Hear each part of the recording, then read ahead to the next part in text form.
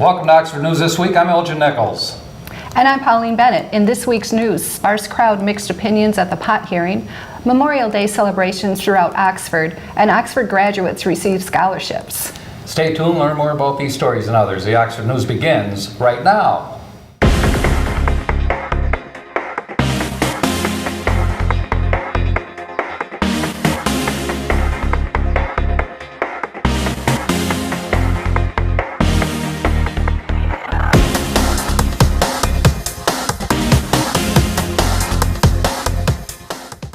Two veterans served as keynote speakers at the annual Memorial Day observance held at Lakeville Cemetery Saturday, May 25th. Former U.S. Army Captain Justin Quisberry and Lieutenant Colonel Stacy Barker Heisman were the speakers. They shared personal stories as well as their thoughts on what this holiday means to them.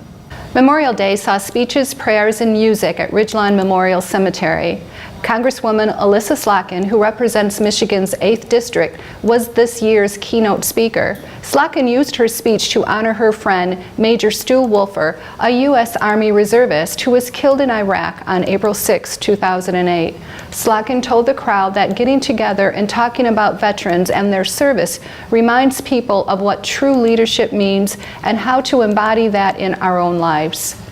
Last week, only a handful of people showed up to the Oxford Village public hearing on recreational marijuana business. Opinions were mixed on whether to prohibit or allow these businesses in the community.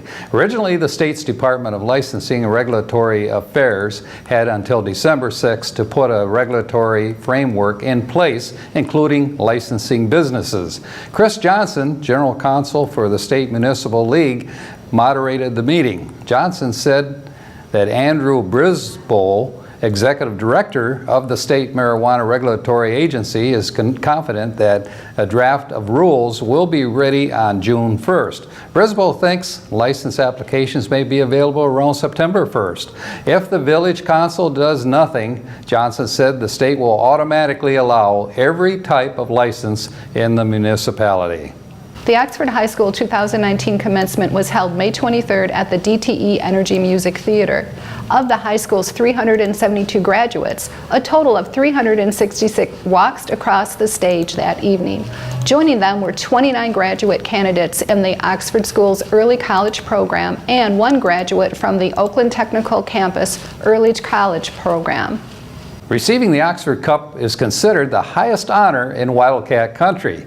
The iconic silver trophy embodies tradition, excellence, character, and leadership at Oxford High School. Last week, graduates Megan Armbruster and Trent Meyer had their names added to a long list of winners that stretches back 9 decades. This is the second big honor for Meyer and Armbruster in less than a month. A few weeks ago, they received the school's top athletic awards. Meyer won the George Prince Award, while Armbruster earned the Helen Smith Award. These awards are given annually to the most outstanding male and female athletes in the senior class. An Oxford woman is being recognized for her efforts to advance literacy in Metro Detroit. Julie Fracker is one of the 8 women who have been selected to receive Literacy Heroine Awards from the Association of Women in Communications, Detroit chapter. Fracker is being recognized for her service as a member of the Oxford Public Library Board of Trustees. She was appointed in November 2014 and elected in 2016. She currently serves as the board secretary.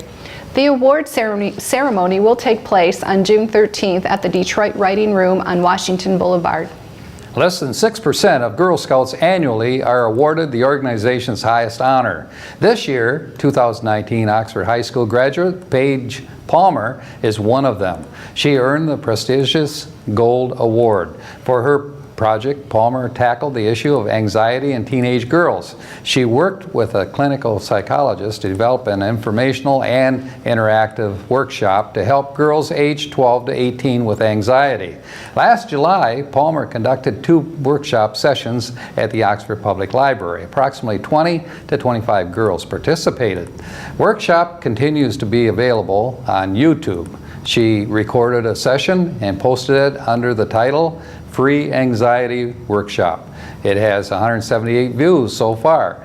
Palmer chose this topic because it's something she's quite familiar with and obviously quite passionate about.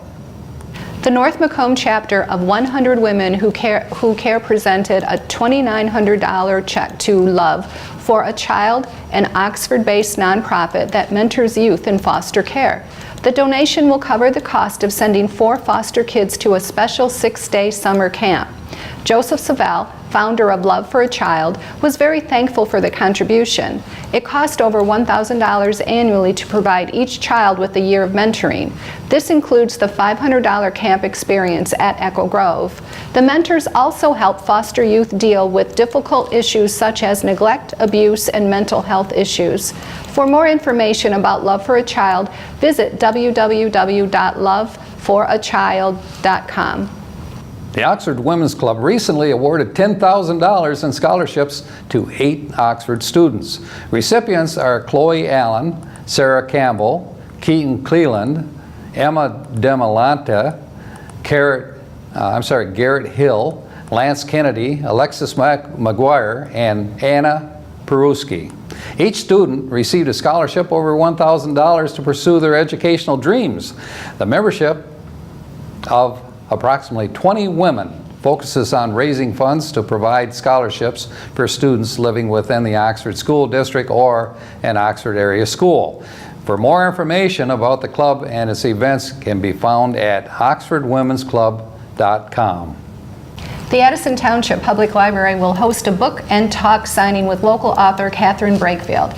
The author of the inspirational historical romance Wilted Dandelions and her 4-book Destiny series will be discussed.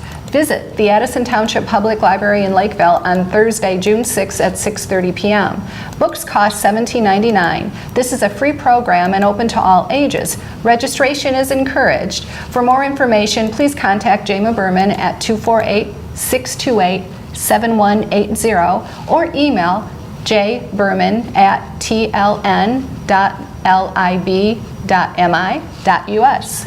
Well, Pauline Bennett, thank you very much for sharing the news this morning. Thanks for having me. Right. Terry Stiles, of course, is out. She's had a medical situation that's been taken care of. Hopefully she'll be feeling well and back with us next week. Hi, Terry. Right. And with that, what do you think we ought to do? Should we close? Okay. Sure, we can close. And that's the Oxford News for this week. If you would like to learn more about these stories and others, you can pick up a copy of the Oxford Leader, or better yet, you can catch us on OCTV or YouTube. And of course, you can your regular cable channels, Spectrum Channel 191 or AT&T Channel 99. Coming up soon, OCTV's very own Cody Wright with school sports and school news incorporating great topics with Alexis Ware. And you won't want to miss Auto Talk and Science in the News with Dave Kenny. I'm Pauline Bennett. Thanks for watching Oxford News this week. And I'm Elgin Nichols. Remember, always be kind to your friends and neighbors, and thanks for watching.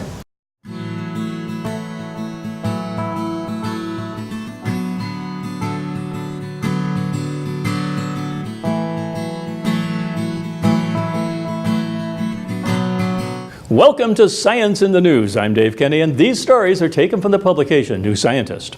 In our first story, a stalled weather pattern over the middle of the U.S. has resulted in tornadoes running through several states every day for nearly 2 weeks. Kansas, Oklahoma, Missouri, Ohio, and northern Texas have been the hardest hit, and millions of people in these states and neighboring regions are under a state of emergency due to flooding and severe storms. Much of the damage is in a region known as Tornado Alley, where most tornadoes are common in the U.S. But the frequency of twisters, at least 8 storms have been reported each day over 12 days, is so high even by Tornado Alley standards, it breaks a 40-year record. Tornado warnings have also been issued as far east as New York City, far to the east of Tornado Alley, which is unusual. A deep trough or southward dip in the jet stream has been in place over the western part of the country for a very long time, says Jennifer Francis at Woods Hole Research Center in Massachusetts. The fact that it's so persistent is due to another feature in the jet stream out in the Pacific. A ridge where the jet stream shoots way northward has been in that configuration for most of the winter, she says. She says that the ridge is becoming more common and strengthening due to sea ice loss in the Arctic as the region warms. These storms storms are part of months of unusual weather across the entire country, driven by the persistence of the jet stream pattern. There are also unusual rains in California, recent snow in Denver, and a heat wave in the southeast. These things are all connected, she says. There is light at the end of the alley, Francis says, that in about a week, models suggest that the U.S. Midwest will have dried out as the jet stream finally shifts. And out in the ocean, sharks may be even more calculating than they seem.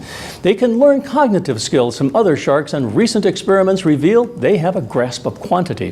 Vera Schleisel at the University of Bonn in Germany and her colleagues tested how well 12 bamboo sharks could recognize different numbers of objects. Each shark was put in a training pool with pictures of 2 different groups of geometric shapes projected on a wall. The team then cycled through at least 40 objects of different shapes and shades to ensure that the sharks weren't simply picking up on the darkness of the objects or the area of the wall that they covered.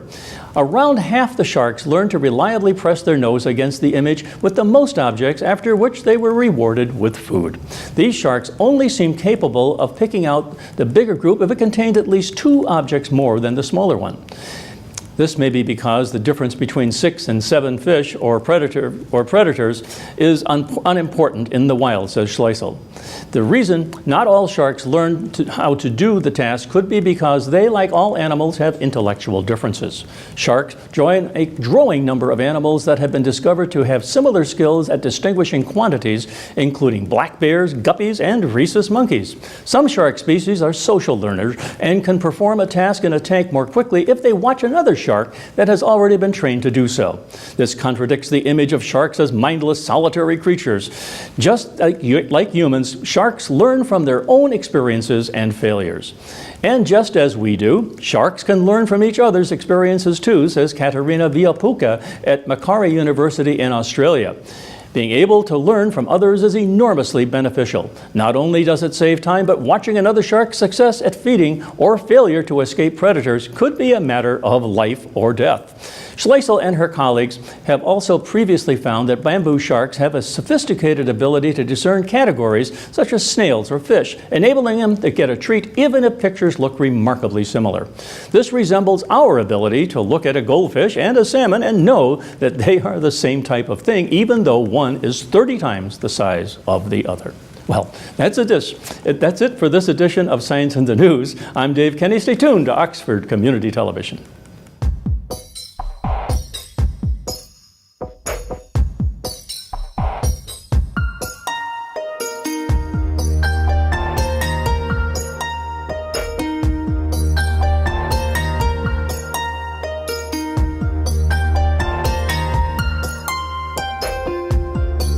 Hello everyone, and welcome back to another episode of School News. This past week, 5th graders district-wide had middle school visits. Oxford Virtual Academy and Bridges Day School had graduations in the Performing Arts Center.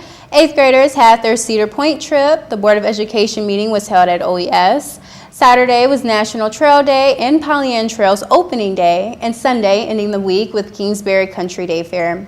Last week was certainly packed with tons of events and graduations as we near the end of the school year. If you missed any of these events and would like to see them, be sure to tune in to the Schooling Around segment as well as our Community Access. Moving into school news for this week, Monday, June 3rd, OMS is having their yearbook signing party in the OMS Fieldhouse, and the district's Suzuki Strings Program event is happening in the Performing Arts Center at 6:30. Tuesday, June 4th, Oxford Elementary School is having their OU theater performance from 1:30 until 3:30. Wednesday, there's quite a few events with Lakeville having their field day, 7th graders taking their end of the year trip to Michigan Adventures in Muskegon, Leonard's 5th grade celebration, and the 8th grader awards night was from 6:30 until 7:30. Thursday is the 6th graders end of the year trip at C.J. Barrymore's in Clinton Township from 7:30 until 2:15, and Lakeville's 5th graders are having a celebration starting at 12:30. To end the week and the school year, Friday, June 7th is the last day of school district-wide. OMS, Bridges, and all of the elementary schools are having early releases, so check with individual schools for exact times on this day. And as well as Lakeville 5th graders are also having their 5th grade ceremony. In board news, if you missed the last Board of Education meeting on Tuesday, May 28th, here's some highlights from that event. In these 9 years, Connie has taken teams to the state tournament every year. So that's a tournament that happens in March, typically happens on the west side of the state. Do you know how many times that you guys have gone to the national tournament? I think we've got 8 of 9 years. So the national tournament happens somewhere in the southeast corner of the United States every year. So Connie has taken lots of our kids to that. And along that run, we actually had a national championship that came as a fruit kind of for all of that work, which is pretty amazing. For all of that time and energy and all those kids that have been served, Connie has gotten absolutely nothing from the district other than the gratitude of a whole bunch of kids that have been served.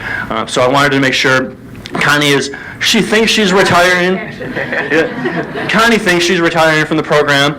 There's a few of us that are going to really work hard to try to keep it going, and I know that we're going to rope her back in for some support. But I wanted to make sure she is sort of officially stepping down, that we took a minute and that we recognized her tonight. Thank you.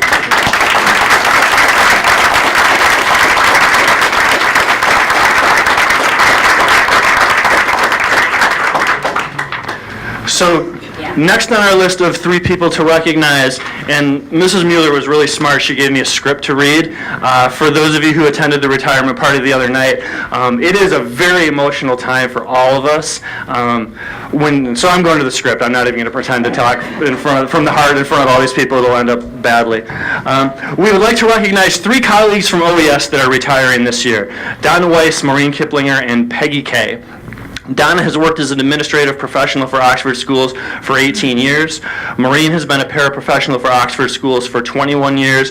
And Peggy Kay has been a paraprofessional for a number of schools in several states for approximately 24 years. We can easily recall their years of service, but how do you measure the impact that they have had on the students, families, and staff? That was footage from the last Board of Ed meeting. To see the full video, visit our Facebook or YouTube page at Oxford Community Television. Remember that if you would like to be in attendance at one of these meetings, the entire community is welcome to come out. They are housed at different locations every meeting, so be sure to check for the right location before showing up. The meetings always discuss policy, educational goals and concerns, curriculum changes, and annual budget maintenance. Before we go, if you attended prom or graduation this year and would like to have an opportunity to be featured on School News and the Schooling Around segment, submit your prom pictures as well as graduation pictures to manager@occtv.org or on Facebook at Oxford Community Television for a chance to appear on the next few episodes of School News. Parents, grandparents, teachers, and students can all submit pictures with a name and a short description of the student. Remember that this is open to all students in the Oxford School District. Congratulations again, alumni, and that about wraps up School News for this week, but don't go anywhere yet. Next up is Cody Wright with School Sports. If you're interested in sponsoring a show for OCTV, please give us a call at 248-628-9658 and we'll air a promotional video for your local business. What's happening, Wildcat fans? Cody Wright back here once again for this week's Sports Report. Not a whole lot to go over this week, just a few baseball games. The boys' season is still up and running. Other than that, we can take a look at some rec league action that happened here at Seymour Lake Park. So anyhow, let's get right into it. On the 25th, the boys' varsity baseball team took on Oakland Christian here at home in a doubleheader. Both games came up all Wildcats. The first game taking the win 10-1. Sean Cooper taking the win on the mound with a total of 9 strikeouts on the night. The second surprisingly ended even more in our favor, ending 10-0. Cooper Show pitching the shutout. On the 29th, the boys then went on the road and took on Brandon, taking the win 5-1. The first score of the night came off the bat of Ryan Upton with an RBI. The 6th inning was when things really opened up for us, however. Thomas Smalley and Joe Good both with RBIs. Carson Oltowski was credited with the win, having had 5 strikeouts, 1 walk, and only surrendering 1-1 in the 5 innings he pitched. Like I said, we don't have a whole lot this week, but now's the time of year when our rec sports start up here at Seymour Lake Park. We made it out to the girls' t-ball game last week and got some interviews with the girls. Here it is. I got Snow White, Cinderella, and Ariel. Which one are you? Cinderella. No, actually, you're Milla, aren't you? And you are? Nora. And? Ella. How long have you been playing t-ball? 2 years. 2 years? When do we drink the tea? 2 years. Do we get tea? No. Oh, why do they call it T-ball then? Because we're hitting off a tee. Oh, that's why. I thought we got to drink tea, didn't you? Yeah. I thought there was a ball. We'd have a dance, right? No? No. It's more like baseball, isn't it? Yeah. Okay, thanks, girls. All right, thank you very much. And go get some more hits, okay? You play soccer too? No. No, just T-ball, huh? Yeah. That's good. Well, thank you, Tatum. You gonna get me a hit? Yeah. You can get, okay, there you go. That was Tatum. She's going to get us a hit. Come on up here, kiddo. This is Quinn right here. Quinn, you just scored, didn't you? Yes. I can't see that old girl. You got 3 hits today. That's a lot. I know. Yeah. Do you like playing T-ball? Yes. Do you like any other sports? Soccer. Soccer? Do you do any other thing? Do you dance or anything too? I do dance. Wow, you're a busy girl, aren't you? No, I ended soccer. Oh, you ended soccer, so now you're just going to concentrate on T-ball, right? Yes. Well, very good. Thank you very much. And I got another one. Come on up here. And what's your name? Sarah. Oh, come on over here, Sarah, so I can put this. We'll have to look at the camera right over here. Sarah? Mm-hmm. Thank you, Quinn. So how long have you been playing softball, T-ball? I don't know. Is this your first time? No. No, you did it. Did you do it last year? Yeah. Did you really? And would you play any other sports? Maybe soccer? Yeah. You tried that? No, which one's your favorite? Do you have one? Mostly soccer. You like soccer a lot? You like to run? Yeah. That is a fun sport. Well, good. You're doing a good job out there. Yeah. You go give me another hit, okay? Okay. Okay, we'll see ya. Well, it doesn't get much better than that. Now that our new studio is up here at Seymour Lake Park, I'm sure we'll be covering just about everything that goes on this summer, from the little ones all the way up to our senior softball team, which is always a blast. We're really looking forward to it. Also coming up in just a few weeks is the Tough Mudders, which we will be covering as well. Lots to look forward to as our summer season sweeps in. But we're just about out of time, so I want to thank you all for watching and remind you all to tune in next time. But until then, I'm Cody Wright. Go Wildcats!